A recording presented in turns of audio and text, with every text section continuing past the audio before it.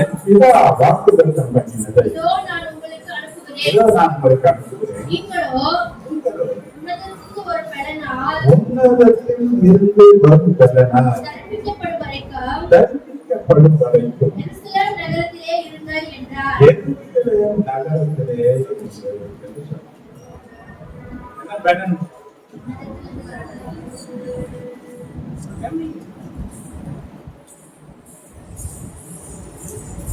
இவர்கள் 3 வருஷ காலம் இயேசுவோடு கூடவே இருக்கிறார். என்ன பார்த்தீங்கன்னா தேவ ராஜ்யத்திற்குரிய சுவிசேஷத்தை அறிவிக்கும்படியாக தேவனிடத்திலிருந்து அதிகாரம் பெற்றது. பிசாசுகளை துரத்துகிறதற்கும் வியாதித்தவர்களை சொந்தமாக்குவதற்கும் மரித்தவர்களை எழுப்புவதற்கும் தேவனால அதிகாரம் பெற்றது.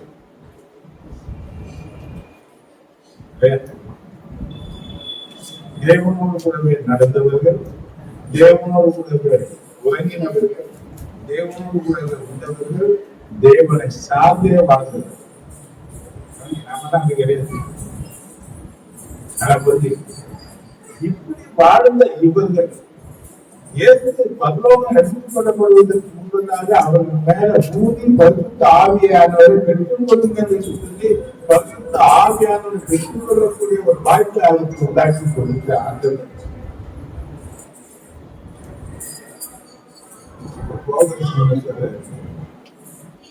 உன்னதத்திலிருந்து வரக்கூடிய கருத்தினாலே நீ நிரப்பப்பட வரைக்கும் எதிர்த்து நடத்துகிறேன். காரியத்தை பெற்றுக்கொண்ட இவர்கள் இன்னும் பலன் உள்ளவர்களாக வாழ்வதற்கு இவங்களுக்கே இத்தனை காரியத்தை செய்வாரானால் நமக்கு பலன் வேணுமா? எவ்வளவு பிரச்சனை இருக்கு.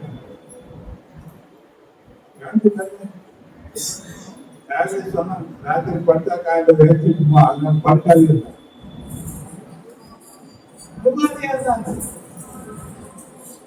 இவனுக்கு இந்த நிலை தேவனை அறியாத ஜனங்களுடைய நிறைய கொஞ்சம் யோசனை பண்ணிப்பாரு. போராட்டம் யாருக்குதான் தெரியாது. வேதம் சொல்லக்கூடிய காரியங்களை நீங்க கவனிச்சீங்கன்னா நீதிமன்றம் வரக்கூடிய துன்பங்கள் தான் நிறைய. 19 நீதிமானுக்கு வரும் துன்பங்கள் நீதிமானுக்கு வரக்கூடிய துன்பங்கள் அநேகமா இருக்கும். அநேகமா இருக்கு. எவ்வளவு இருக்குது? அநேகமா இருக்கு. கர்த்தர் அவன் எல்லாவற்றிலும் நின்று அவனை விடுவிப்பார். யாரு விடுவிப்பாங்க? யாரு விடுவிப்பாங்க? அவர்தான் விடுவிப்பார்.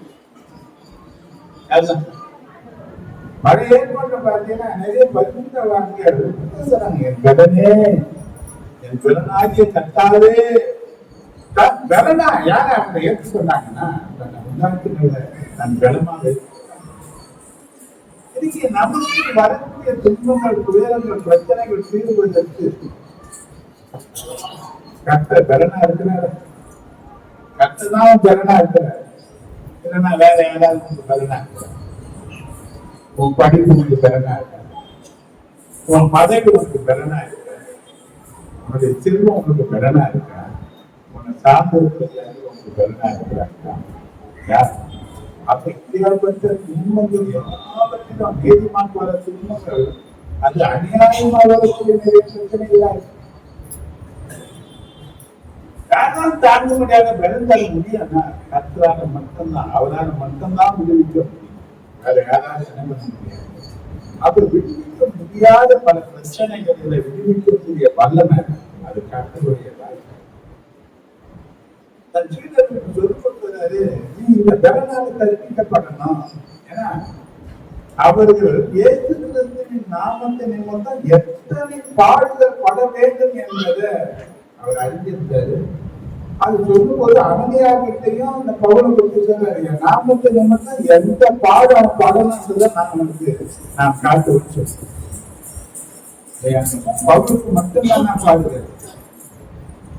இப்ப கிறிஸ்துவை ஏற்றுக்கொண்ட நமக்கு இல்லையா? ஏசு சொன்னாரா இல்லையா? யோவான் 16:33.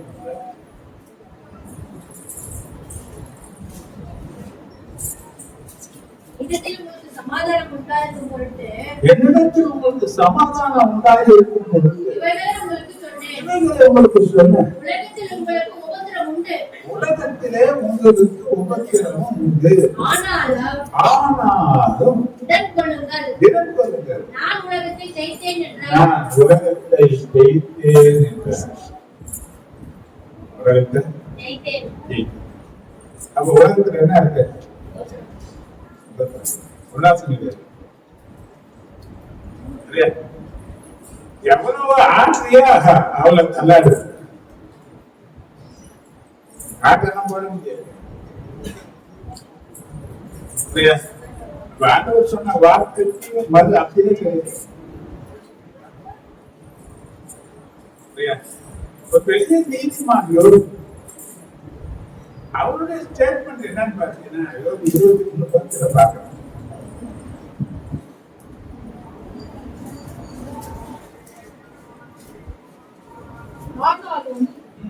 நான் போகும் வழியை அவர் அறிவார்.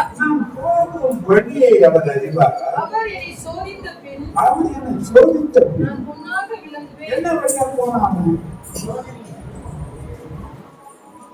என்ன வழிங்க?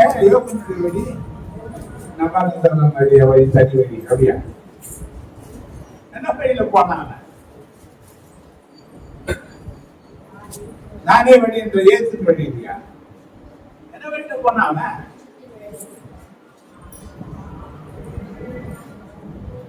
இவன் பட்ட பாடுகளுக்கு அளவே உபத்திரவத்தின் பாதையில அவன் போனான்.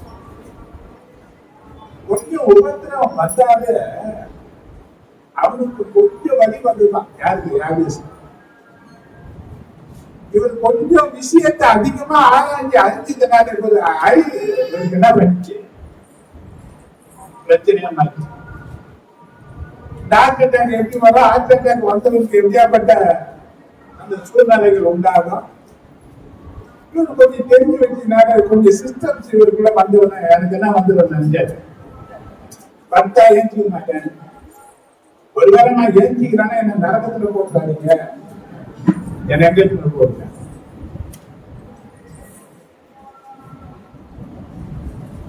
கொஞ்சம் பாடு எங்க கொண்டு போகுது? மரணத்துக்கு நேரம் போகுது. கொஞ்சம் பிரச்சனை நம்ம எங்க கொண்டு போகுதுன்னா மரணத்துக்கு நேரம் போகுது. ஏன்னா பயம் எங்க கொண்டு போயிடும்? நம்ம அங்கதான் கொண்டு போயிடும். ஆனா இந்த மரணத்தை ஏற்படுவதற்கு ஒரு கருணை வேண்டும். மரணமே உன் கூட எங்கே, பாதாளமே உன் ஜெயம் எங்கே என்று மரணத்தின் கூட முடிக்கிறதுக்கு தேவ பலன் உனக்கு வேணும். தேவ பலன் உனக்கு வேணும். தேவ பலன் இல்லாம என்ன பண்ண முடியாது? மரணத்தின் கூட உடைக்க முடியாது. அப்ப இன்னைக்கு அந்த தேவ பலனை பெற்றுக் கொள்வதற்கு என்ன பண்ணணும்? நீ சொன்னாலே நம்ம பார்க்கலாம். அப்போ 1:8 நம்ம பார்க்கணும்னா பரிசுத்த ஆவி வரும்போது நீங்க பலன் அடைவீர்கள். எப்ப? இந்த பரிசுத்த ஆவியானவரை பெற்றுக் கொள்வதற்கு பல தடைகள் இருக்கு. அதான் பிரச்சனை. அப்படி பரிசுத்த ஆவியானவரை பெற்றுக் கொண்டவங்க இன்னும் அந்த பரிசுத்த ஆவியில நிறைந்து செயல்படுவதற்கு முடியாத நிலையில இன்னைக்கு பல பேர் இருக்காங்க. ஒரு நாள் நல்லா எட்டி பிரகாசித்தவங்க தான். ஒரு நாள் நல்ல ஆவியில அனலா இருந்தவங்க தான். ஒரு நாள் அக்னியை போல செயல்பட்டவங்க தான். ஒரு நாள் தன் தீவிர குடிக்கிறதுக்கு கூட ஆயத்தமாக இருந்தவங்க தான். ஆனா இன்னைக்கு என்ன பிரச்சனை? அனலும் இல்லை, குளிரும் கிடையாது. எப்படிங்கிறாங்க? வெதுவெதுப்பா இருக்கிறாங்க. எப்படிங்கிறாங்க? இதை விட மோசமான கண்டிஷன் வேற எதுவுமே. அதுக்கு எடியா சொன்னா கர்த்தரே தெய்வமான கர்த்தரை பற்றி படிக்க பாகாரன்னா பாகார படிக்க ரெண்டு நினைவா குட்டி குட்டி இருக்காங்க. இதுதான் வெதுவெதுப்பானுங்க. எனக்கு உலகமும் வேணும், எனக்கு ஆண்டவரும் என்ன வேணும்? ரெண்டு விதமான நினைவு. உலகத்துலதான் நாம் இருக்கிறோம். உன்னை கர்த்தர் உலகத்துல வச்சிருந்தாலும் ஒரு காரியத்தை நீ மறக்க கூடாது. உன்னை தேவன் தூக்கி விட்டு எங்க வச்சிருக்கிறது? உன்னை எங்க வச்சிருக்கிறது? உழைச்சல் ஒரு மணிக்குள்ள நீ எதை பார்க்கலாம்?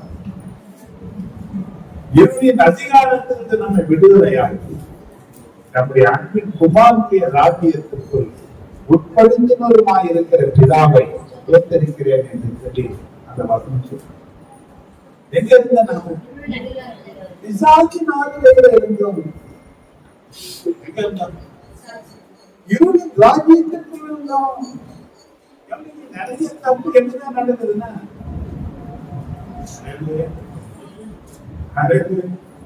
கடந்த நாட்கள்ல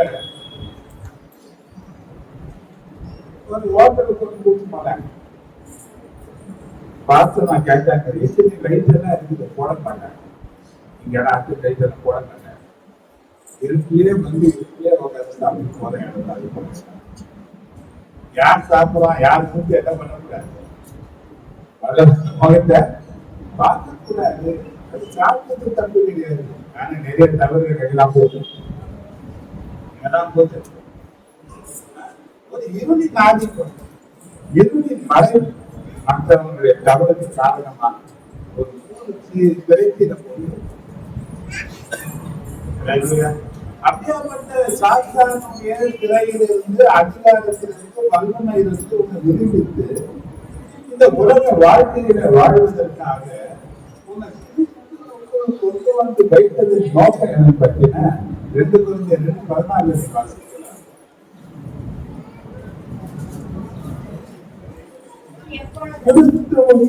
எப்பொழுதும் உங்களை வெற்றி திறக்கப்படும் அவரை அறிகிற அறிவு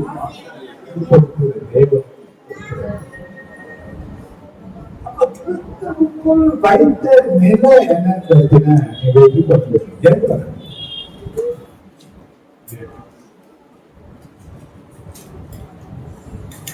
ஜெயித்தவனை பார்த்துனா அவன் பட்ட சோர்வு வலி வேதனை நீக்கி மந்தைகளுக்கு முன்னாடி நடக்கிற கடாக்கள் போல அவன் நடைய மாறி.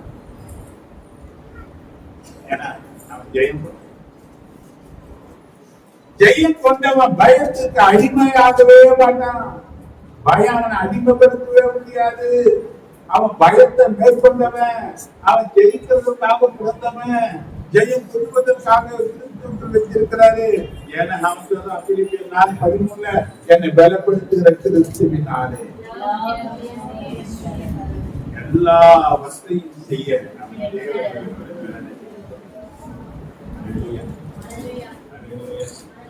ஆனா இத்தனை வசனங்கள் நமக்கு நடக்குது.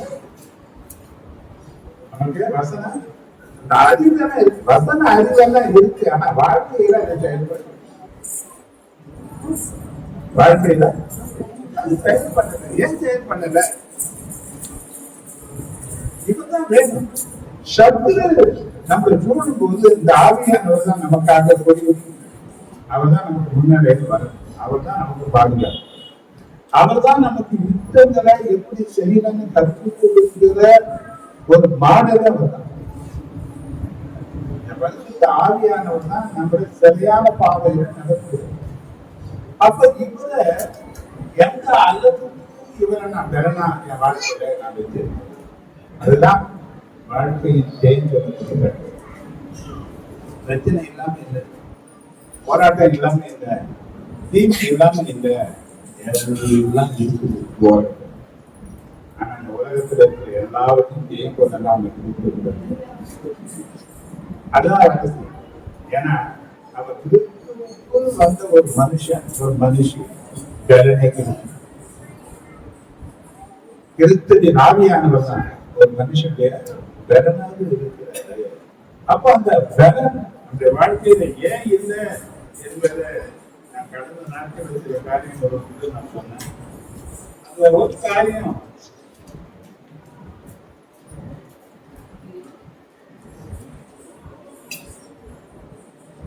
உலகத்தின் மேல இருக்கிற ஆசை. பிரச்சனை 3:11 நீ வாசிச்சீங்க. அவர் சகலத்தையும் அதினதின் காலத்திலே நேர்த்தியாக செய்திருக்கிறார்.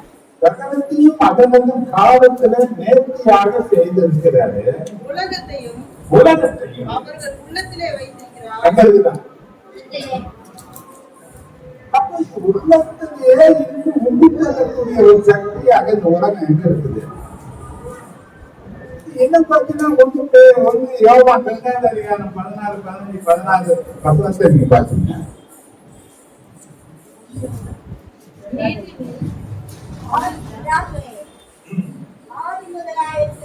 ஆதி முதலா இருக்கிறது நீங்க அறிந்திருக்கிறபடியா உங்களுக்கு எழுதியிருக்கிறேன்.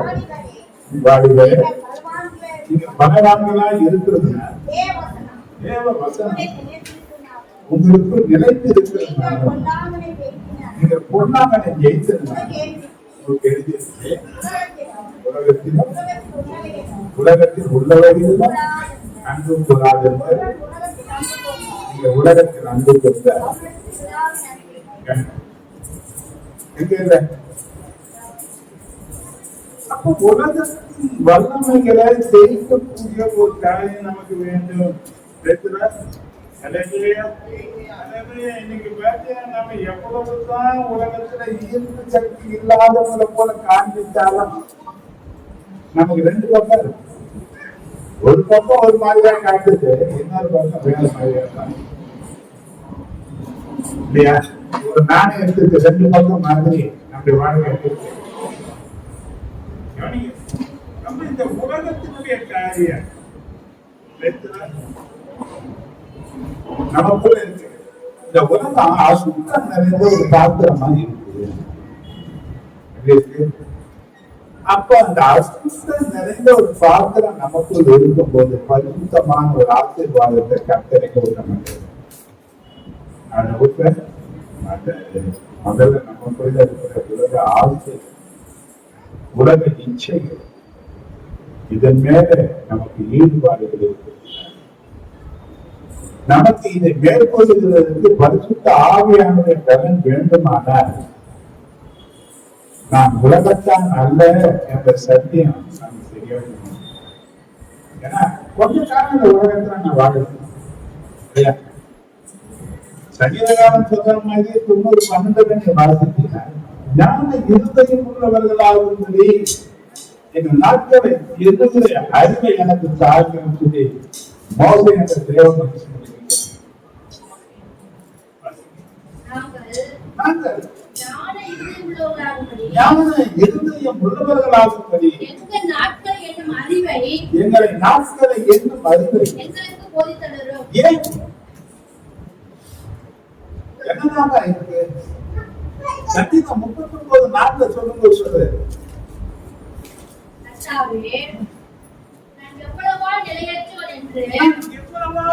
நிலையற்றவன் என்று உணரும்படி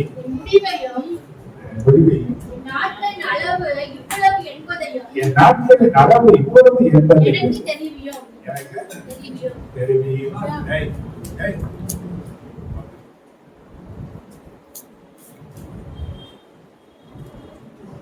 எனக்கு சங்கீதம் 10 பார்த்தீங்கன்னா என்னுடைய ஆயுசு நாட்கள்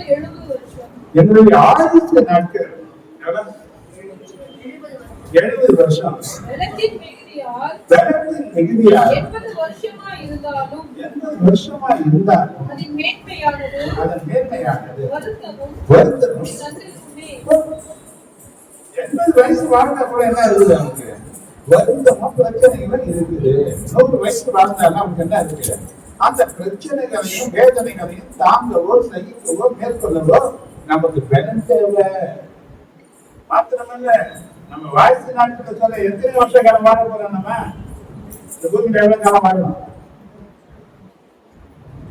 உலகத்தான் இருக்கிற அறிவு 6 நிமிஷம் ஆகும், 100 நிமிஷம் ஆகும். சாமி எப்ப போனா வரும். இந்த பூமியில எத்தனை வருஷம் நம்ம சொல்ல 70 வயசு உன் வயசை நீயே கணக்கு போடு.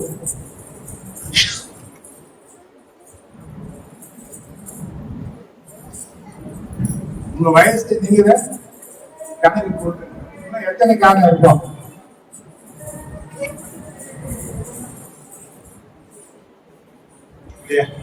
ஏன்னா 20 வருஷம் இருக்கு.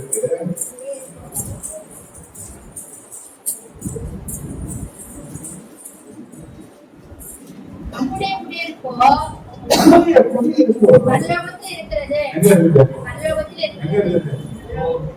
பரலோகத்தில் இருக்கு. அங்கே அங்கே இருந்து இருக்குது. கர்த்தராய் இருக்கிற இயேசு கிறிஸ்து என்னும் கர்த்தராய் இருக்கிற இயேசு கிறிஸ்து என்னும் ரட்சகர் வரை எதிர்பார்த்துக் கொண்டிருக்கிறோம். என்ன பண்றாரு? அவரை என்ன பண்ண போறாரா?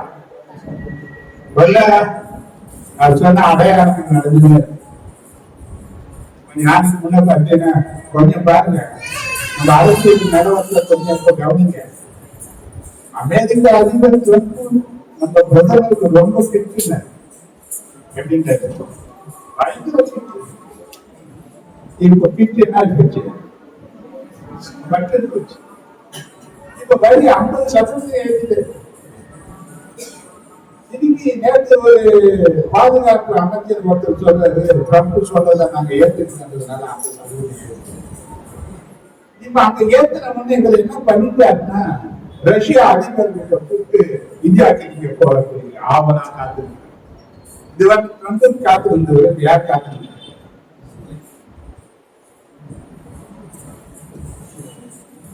நீ இப்பயே போனீங்கன்னா ஒரு எதிரியாகிய பாகிஸ்தானிய பெட்ரோல் நீங்க கையெழுத்து வைக்கணும். பகிரங்கமா பேசுறேன். இப்படி நல்ல நண்பரா இருந்தவங்க இன்னைக்கு பகஞ்சராக மாறி ஒருத்தனை யோசிக்கக்கூடிய அளவுல ஒரு கலைஞர் ஒரு யுத்தம் வருகிறதுக்கு ஒரு சூழ்நிலை உருவாங்க.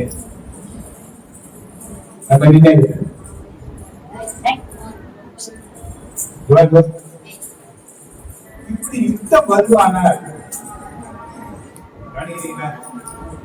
இன்னொரு காரியம் பாருங்க, எத்தனை பேர் ஒரு அறிக்கை காசாவை எங்களுடைய கண்ட்ரோல வச்சுட்டு போறோம். இன்னைக்கு உலக நாடுகள் ஐநா சபை அதை எதிர்க்கிறாங்க. அதெல்லாம் கூடாது. இவன் சொல்றான் உடனே, நான் எங்க ஆளுநரை வச்சுக்க மாட்டா எங்க கண்ட்ரோல். மூன்றாம் உலக யுத்தம் இருக்கு, 2 உலக யுத்தங்கள் நடந்திருக்கு. 2 உலக யுத்தங்களிலும் யூதர்கள் பங்கு இருக்கு. 3வது உலக யுத்தத்தில் யாருடைய பங்கு இருக்கு? அப்ப இந்த பங்கு வரக்கூடிய நிலைகளில இன்னைக்கு இருக்கிற அத்தனை அரபு நாடுகளும் யாருக்கு எதிர்ப்பா மாறிட்டாங்க. இப்ப அதுக்கு சப்போர்ட் பண்றதுக்கு இன்னைக்கு வல்லரசு நாடுகளும் தயாரா இருக்கிறாங்க.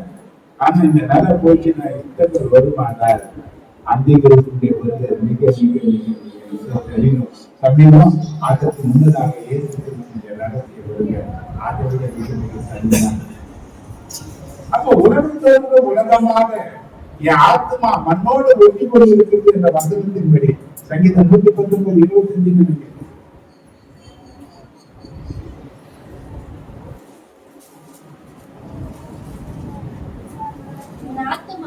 என் ஆத்மா மண்ணோடு ஒட்டி கொண்டிருக்கிறது. எங்க ஒட்டிருக்குது? ஆத்மா எங்க ஒட்டிருக்கீங்க? உலகத்தோடு இருக்கா? ஒட்டிருக்குதா? எங்க போனாங்க?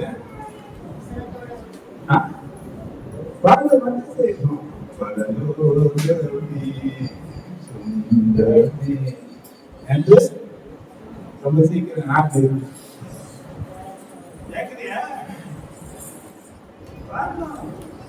அழைப்பின் சத்தம் கேட்டு நானும் மாயத்தமாகிடுவேன். என்ன சத்தம் இது உனக்கு? அழைப்பின் சத்தம். ஆத்மா எங்க ஒட்டி இருக்க விடாத.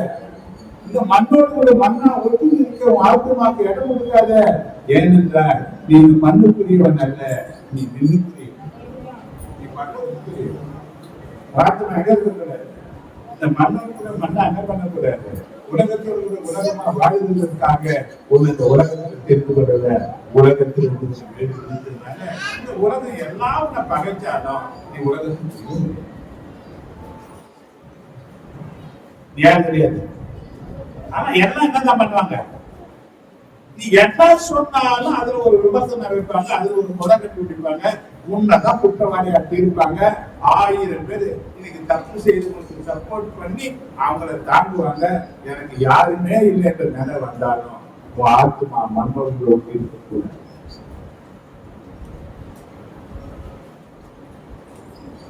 யாரும் எடுத்துக்கிறது கொஞ்ச காலம் தான் பூமி வாழ்க்கை. ஒரு நாள் நான் மறிப்போம் என்பது நிச்சயம். என்ன பண்ண போறான்? அது எப்படி வேணா எந்த ரூபத்துல உள்ள வரலாம், அந்த ரூபத்துல வரலாம். சில பேர் கஷ்டப்படுறாங்க, சில பேர் படுக்கிறாங்க. ஆனா இன்னொரு ஒரு காரியம் இருக்கு. தேவ ஜனங்களை பாவத்தோடு எடுத்துக்க மாட்டாரு. நீங்க நல்லா புரிஞ்சுக்கணும். இந்த பூமியில நீதிமானத்தில் சரி கட்டப்படும். இங்க தோலை உரிப்பாரு.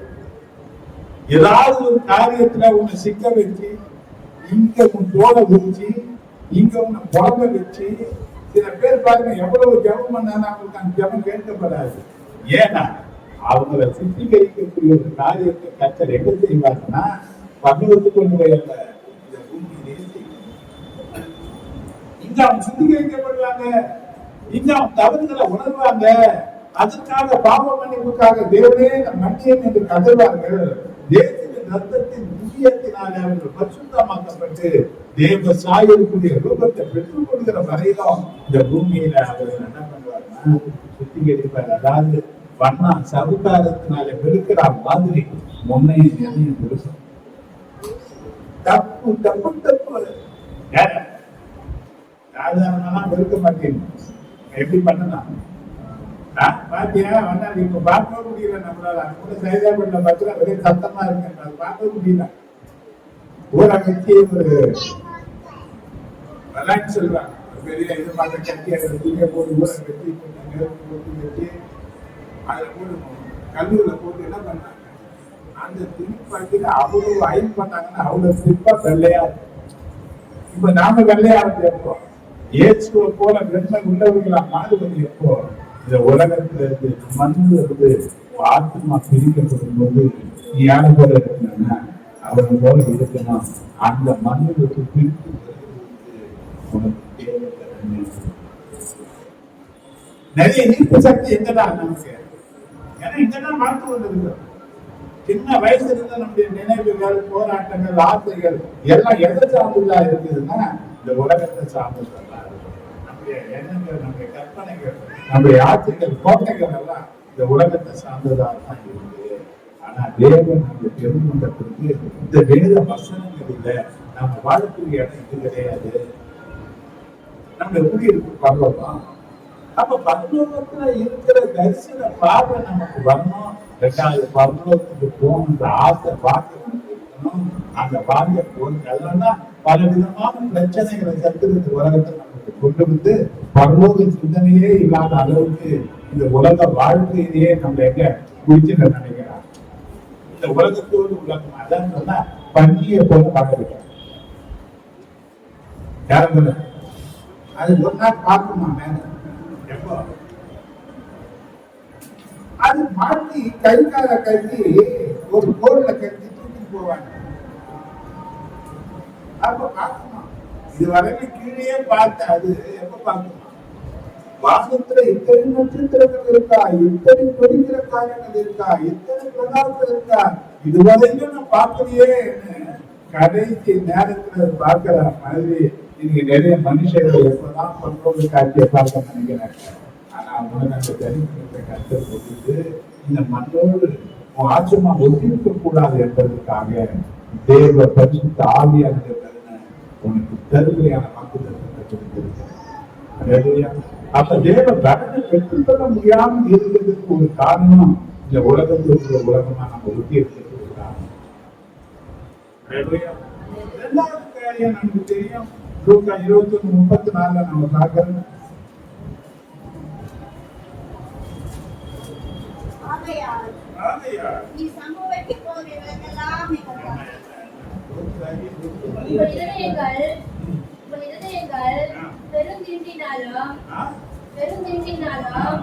பெருந்தினாலும் லௌகீக கவலையினாலும் பாரமடையாதபடிக்கும் நீங்கள் நிலையாத நேரத்தில் அந்த நாள் உங்கள் மேல் வராதபடிக்கு எச்சரிக்கையாயிருங்கள்.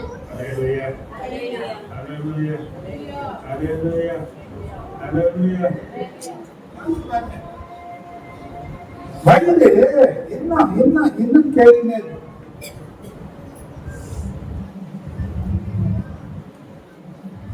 நம்மளால ஏன் சரியா ஜெபிக்க முடியல? நிறைய வேத வசனங்கள் ஏன் படிக்க முடியல? பைபிள் எடுத்தாவே தூக்கம் வருது, பைபிள் எடுத்தாவே போட்டுவா வருது. ஜெபம் பண்ண நினைச்சாவே அடுத்து தூங்க வைக்கிற அளவுக்கு நமக்கு ஒரு சிற்பம் செயல்படுற மாதிரி. ஏன்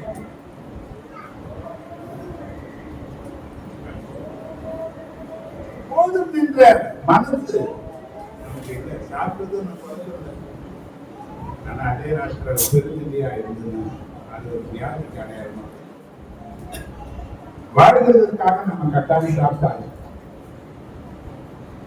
சுபர் இருந்தாதான் சொல்றேன், நீ நல்லா இருந்தாதான் கர்த்தருடைய ராஜ்யத்தை, நீ நல்லா இருந்தாதான் எல்லாவற்றையும் மக்களுக்கு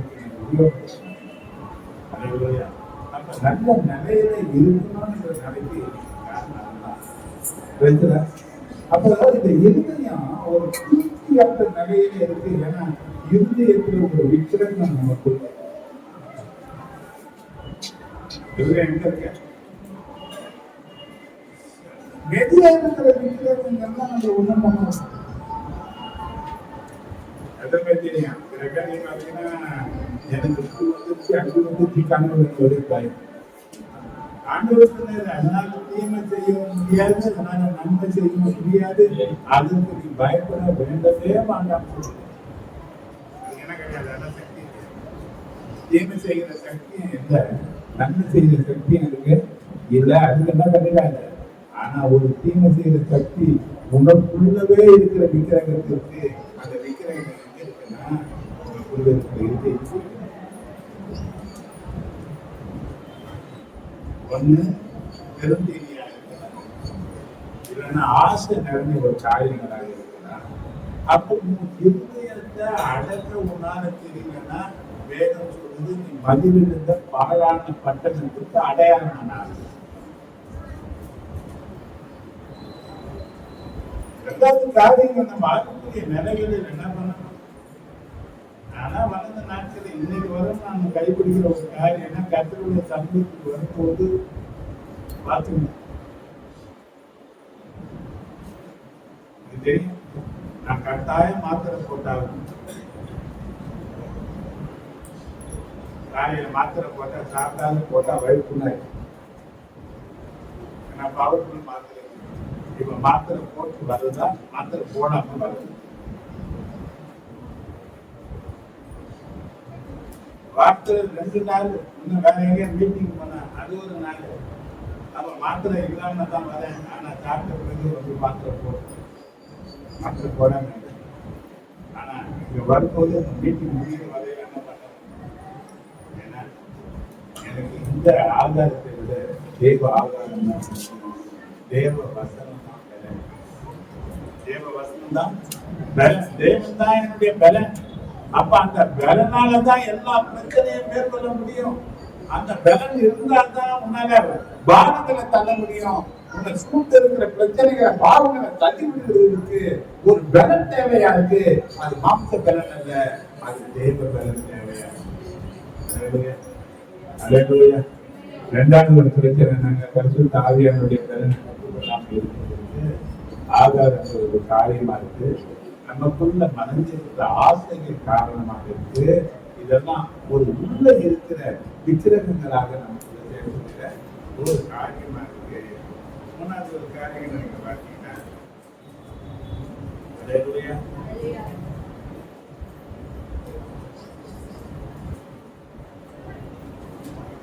சீரற்ற உறவுகள் சொல்லப்பட்டிருக்கு. நம்ம கிட்ட உறவுகள் விட்டு இல்லைன்னா சீரா இல்லை.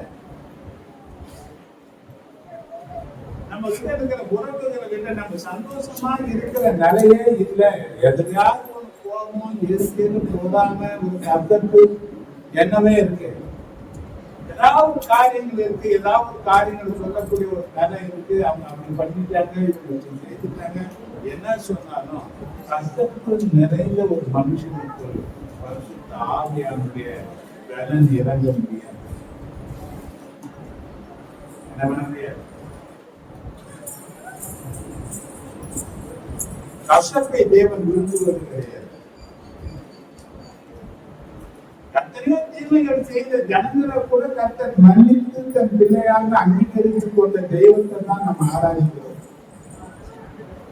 யார் மேலேயும் நமக்கு என்ன பண்ணக்கூடாது. கசப்புகள் நமக்கு வரக்கூடிய நிலைகள் வருமானால் தேவனுடைய பாதத்துல நம்ம அர்ப்பணித்து நம்மை அப்பட்டமாக தேவனுக்கு ஒப்பு கொடுத்து இந்த நிலையில இந்த கசப்பு எனக்குள்ள வந்திருக்காங்கல்ல என்னை எடுத்து போட என்னால முடியல, நீங்க எனக்கு உதவி செய்யுங்க என்று கேட்டார். மனுஷனால் கூடாதத தேவன் செய்து கொடுத்தார். நம்மளால என்ன பண்ண முடியாது, கசப்பு கொடுக்கிறத முடியாது. அந்த கசப்பை மாற்றுவது கர்த்தரால் மட்டும்தான் முடியும். அந்த தேவ பலன்தான் முடியும். ஒரு வசனம் இருக்கு, ரோமர் 5:5 வார்த்தையில பார்த்தீங்கன்னா, தேவ அன்பு இருதயத்தை ஊட்டப்பட்டிருக்கிறபடியா அந்த அன்பாக பரிசுத்த ஆவியானவர் தேவ வல்லமையாக ஊட்டப்பட்டிருக்கிறபடினால நமக்கு தீமை செய்தவர்களை கூட மன்னிக்க முடியும், அவங்களுக்கு கூட நன்மை செய்ய நம்மளால முடியும். ஏனென்றால் அந்த பலனாக பரிசுத்த ஆவியானவர் நமக்கு தேவ வல்லமையாக நம்ம இன்னைக்கு உணவுகள் எல்லாம் சீரற்ற நிலையில இருக்கு. நீங்க எல்லா உறவுகள் எல்லாம் பாருங்க, எந்த உறவா பாருங்க, இன்னைக்கு அவங்க குடும்பம், அவங்க பிள்ளைகள் யாரும் உறவு முடியாது. இப்ப அவங்க தேட்டர் இருந்து அவங்க வாழ்ந்து தர்றாங்க. நீ எல்லாம் ஒன்னா சேர்ந்தெல்லாம் நினைச்சு அதெல்லாம் இந்த காலம் கிடையாது. அப்போ எல்லாவற்றையும் ஒரு காரியம் இருக்கு, நான் உன்னை திக்கற்றவர்களாக விட மாட்டேன் என்ற தேவன் பேரில உனக்கு அதிக விதமான அன்பு இருக்குமானார் உன்னை கர்த்தர் அரவணைத்து ஆட்சி தேர்த்துகிறது பலனாக அவர் வாழ்க்கை நமக்கு என்ன வேணும். அப்ப உறவுகள் சீரான நிலையில இன்னைக்கு நிறைய குடும்பங்கள் இல்லை. ஏதோ ஒரு பிரச்சனைகள் தானாவே எடுக்குது. என்னென்ன சத்துருவுகளை காரணமா இருக்கலாம், நம்மளுடைய ஆசைகள் ஒரு காரணமாக இருக்கலாம். ஆனா இப்படியாப்பட்ட கசப்புகள், பொறாமைகள், கோபங்கள் இப்படி மாநில கிரியைகளினால நிலைமை நடக்கும் போது இந்த பரிசுத்த ஆவியானவரை நம்மால் என்ன பண்ண சொல்ல கடைசி ஒரு காரியத்தை அடுத்து குறித்து பொருள்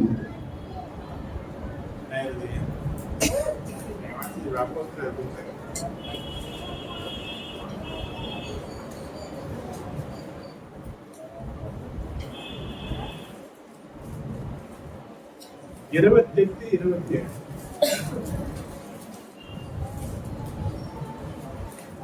மனுஷனுடைய நிலையில நீங்க கவனித்து பார்த்தீங்கன்னா,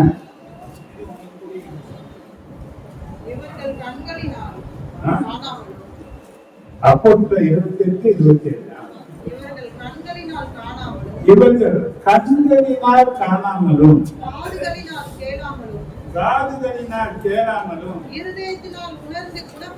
இருதயத்தினால் உணர்ந்து குணப்படாமலும் நான் இவர்களை ஆரோக்கியமாக்காமலும் இருக்கும்படிக்கு கண் இருந்து காணல, காது இருக்கு கேட்கல, இருதயத்துல பொறுப்பு இருக்கிறதுனால உணர்வே இல்லை. அதனால தேவ வார்த்தையினால இவர்கள் ஆரோக்கியம் அடைய முடியல, தேவ வார்த்தையினால ஆசீர்வாதத்தை சுதந்திரிக்க முடியல, தேவ வார்த்தையின் நன்மைகளை சுதந்திரிக்க முடியாம போனதற்கு காரணம் என்னன்னா கொழுப்பு மீறிய கொழுப்பு நினைப்ப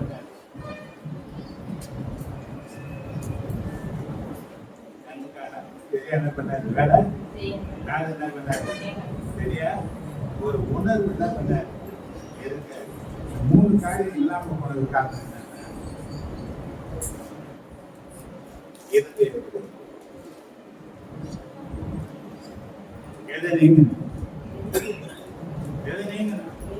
அப்ப ஒரு உணர்வு வேணும். பாருங்க நம்ம, ஆனா தெரியல மறந்துடும் நம்ம, அது உணர்ந்தே தெரியாது. பாட்டா இல்ல வசனங்களை உணர்ந்து நம்ம ஆராதிக்கணும். பாடணும், நம்ம நல்ல பாடணும். கிருபை இல்லாம வாழ முடியாது ஐயா, கிருபை இல்லைன்னா வாழ தெரியாது ஐயா. இந்த கிருபை இல்லைன்னா முடியலன்னா கிருபைக்காக நம்ம ஜெயிச்சுக்கணும். என்ன பண்றோம் உணர்வு தெரியல, சில பிரச்சனைகள் வரும்போது தேவ சமூகத்துல வர அந்த பிரச்சனை தீர்த்து நான் தேவ சமூகத்தை மறந்து உள்ள என்ன இருக்கு? மந்த நிலை இருக்கு. என் இருதயம் எப்படி இருக்குன்னா சீரா செயல்படல, மந்த நிலையில செயல்படுது. அந்த மந்த நிலைக்கு சொல்ற ஆண்டவர் இருதயத்துக்கு சொல்லு. செய்த நன்மையை மறந்து தேவனை காலில் எட்டி வளர்த்தானா யேசுவ. ஏன்னா அவன் புரியும்.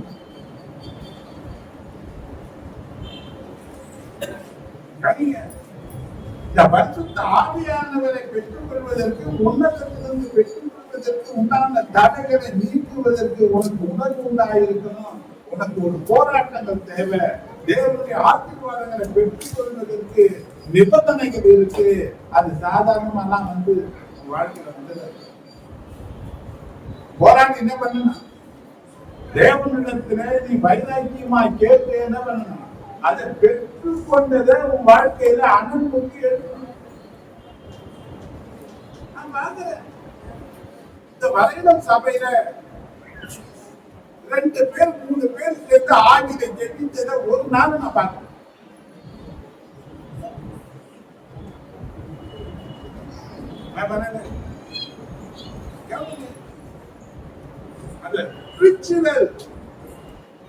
என்ன பண்ணல இல்ல, யாராவது தனியா ஜெபம் பண்ணுவாங்க. ஒருத்தர் அப்படி நடந்து நான் வேலை பார்த்து எடுப்பாங்க. ஏதாவது செய்து நான் ஒருத்தர் பண்ணாங்க. ஆனால் என்ன பண்றேன், அடுத்தவங்களை பற்றி அவங்க எழுதிருப்பாங்க. நீங்க எழுதிட்டு போ, நான் எப்படியே எழுதிட்டு போனேன். என்ன பண்ணாங்க? என்ன பண்ண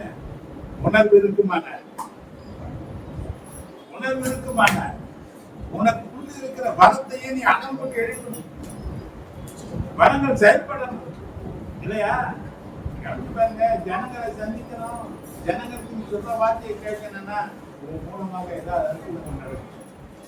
கண்டிப்பா யாருதான் வச்சிருக்கிறேன் கர்த்தருடைய வார்த்தை யாருதான்? என்னை விசுவாசிக்கிறது என்னிடம் பெரிதான கிரியைகளை செய்வான்னு யாருக்கு சொல்றாருன்னா உனக்குதான். யோவான் 16:12 சொல்லி இருக்கு. பெரிய காரியங்களை செய்தவன் யார்தான்?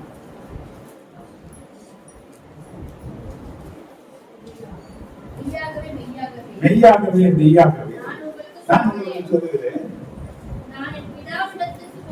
நான் என் பிதாவினிடத்திற்கு போகிறபடியால் என்னை விசுவாசிக்கிறவன் நான் செய்கிற கிரியைகளை தானும் செய்வான்.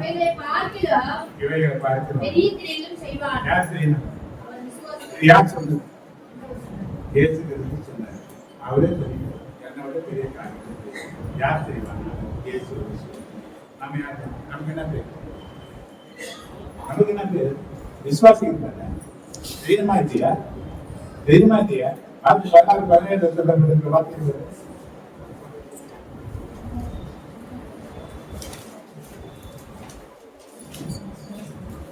விசுவாசிக்கிறவர்களால் நடக்கும் அடையாளங்களாவன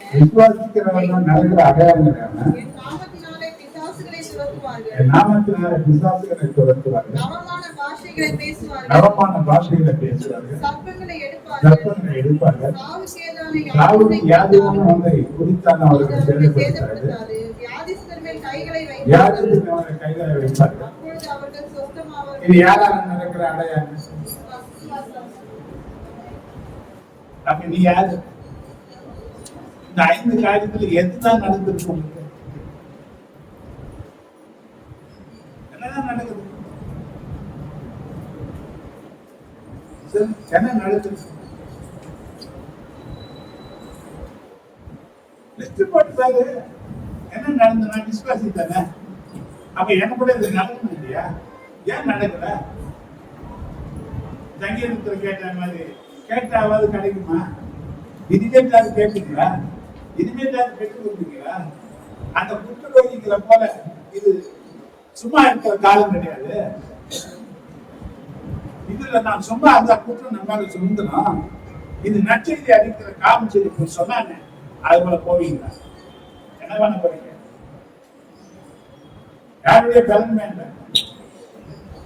போராடு. நான் சொல்ல முடியும். ஞானத்தான எடுத்து 6 மாசங்கள் போராடுன.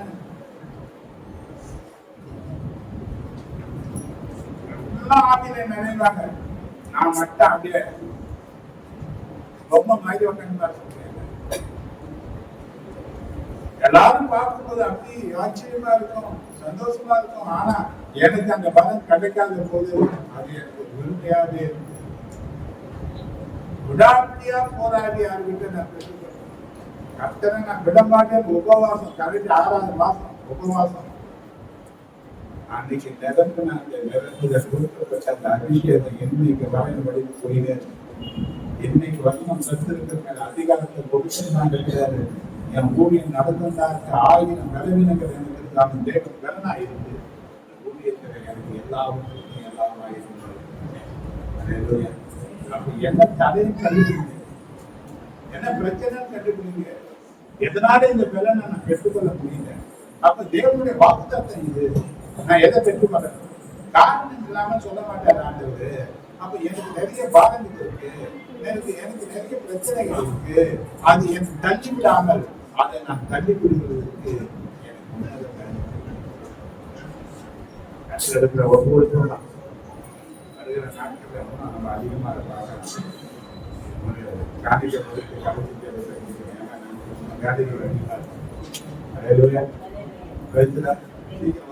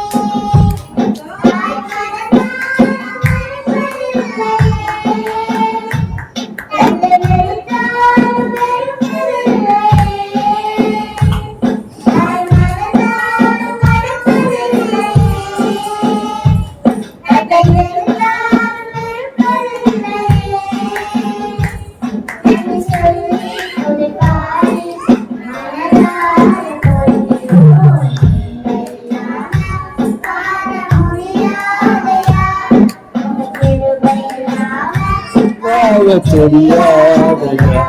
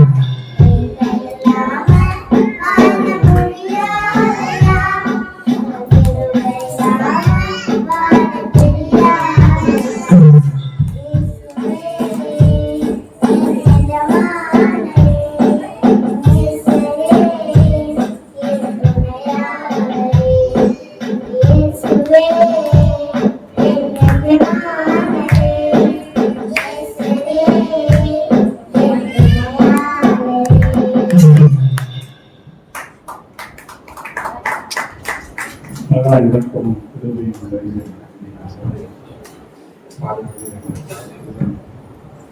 குறித்த சில நேரத்திற்காக ஆராதனை நேரங்களுக்காக தேவனே செய்தியை நீராக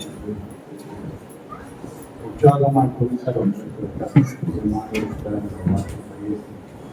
கட்டாயமாக நாங்கள் உற்சாகமாக கொண்டிருக்கிறோம்.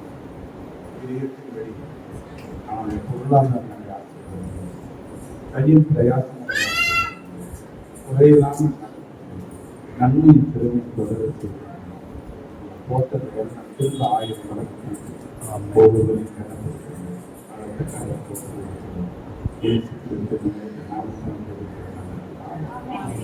ஆத்மாவே ஆத்மாவே கர்த்தரை ஸ்தோத்திரி.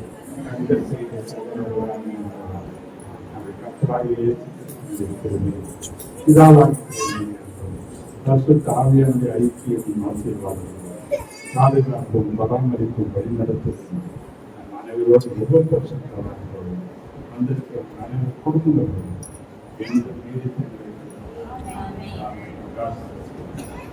டிஃபன் இந்த வாரம் எடுத்துக்கினேன். அடுத்த வாரம் யாராக இருந்தால் சொல்லுங்க. இந்த வாரம் நான் எடுத்துக்கினேன். அடுத்த வாரம் யாராக இருந்தால் சொல்லுங்க.